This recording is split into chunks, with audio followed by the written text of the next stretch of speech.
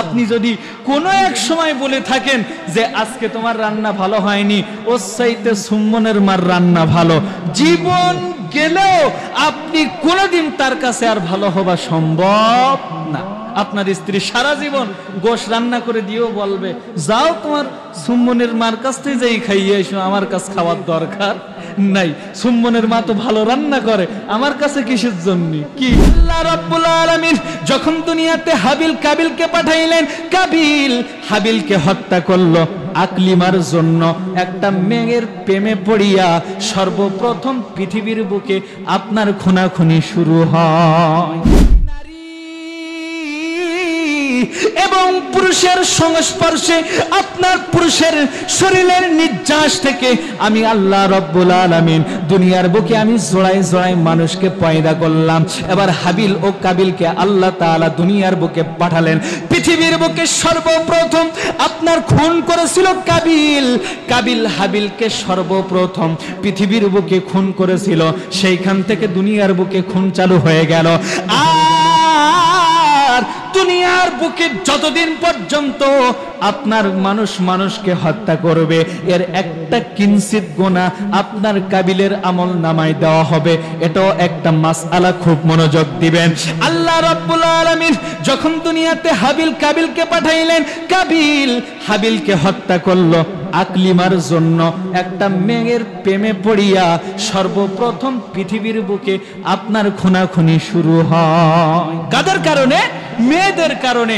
এই জন্য আপনি দেখেন যত প্রকার আপনার নারীরা আছে, এদের সামনে আপনি যতই সোজা কথা বলেন না কেন, ওরা একটু বেকা হয়ে চলার চেষ্টা করবে।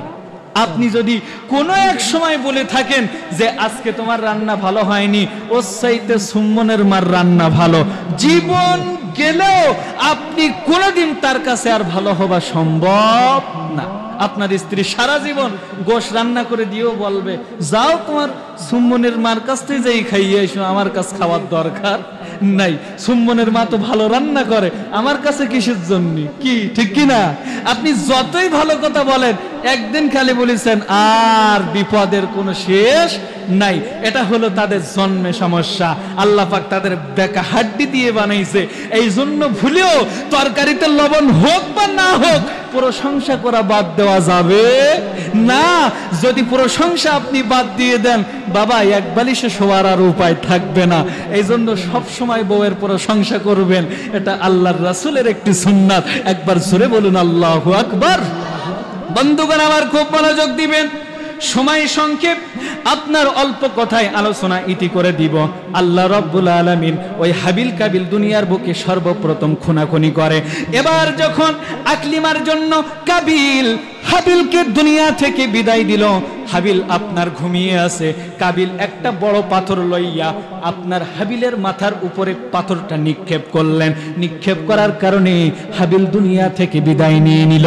এবার এই ঘটনাটা যখন আদম ও হাওয়া জানতে পারলো, জানার পর হাওয়া আলাইহিস সালাতু ওয়াস সালাম, মা হাওয়া হাই হাই হাই হাই করতে লাগলো। মা হাওয়া বলতেছে, হাই হাই হাই হাই, এ কি করলি, এ কি হয়ে গেল? ওই যে হাই হুতাশ করেছিল। আজকে আপনারা দেখবেন দুনিয়ার বুকে আজকে যদি কোনো আত্মীয় স্বজন, মা বাবা, দাদা দাদি, নানা নানি কেউ যদি মারা যায়, পুরুষরা হাই হুতাশ না করলে গো আবার হবে কি?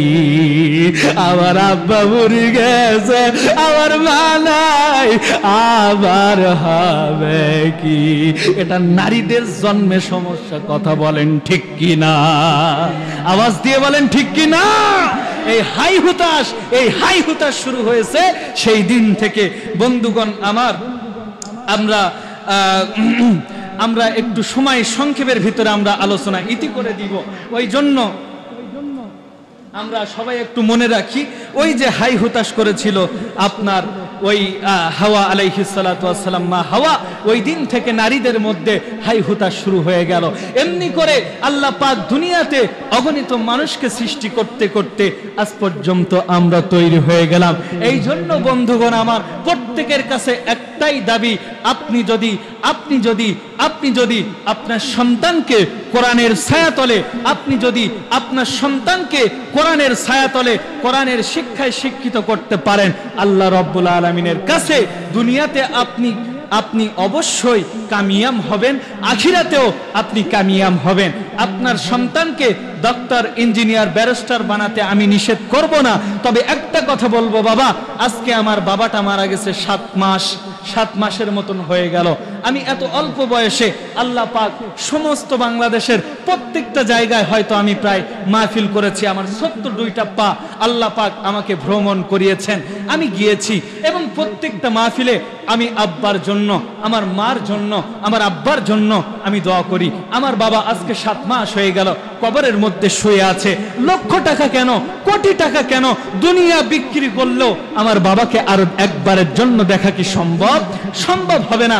এই জন্য বাবারা আমার প্রত্যেকের কাছে দাবি, একটা করে সন্তান হলেও আপনারা মাদ্রাসায় পড়াবেন। রাজি আছেন সবাই ইনশাআল্লাহ?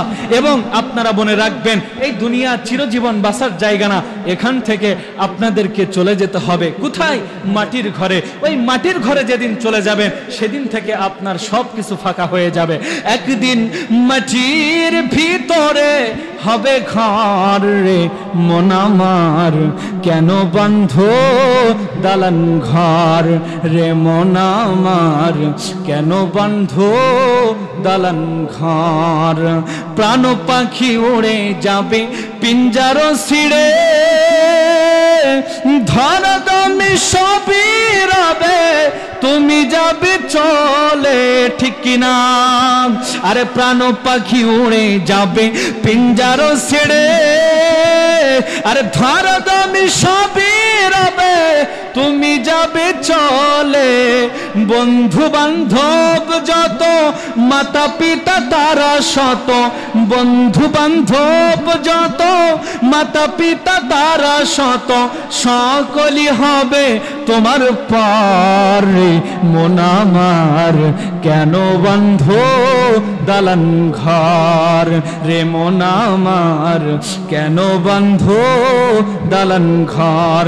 একদিন মাটির ভিতরে হবে ঘর রে মন আমার, কেন বন্ধ দালান ঘর। জোরে বলুন তো আল্লাহু আকবার।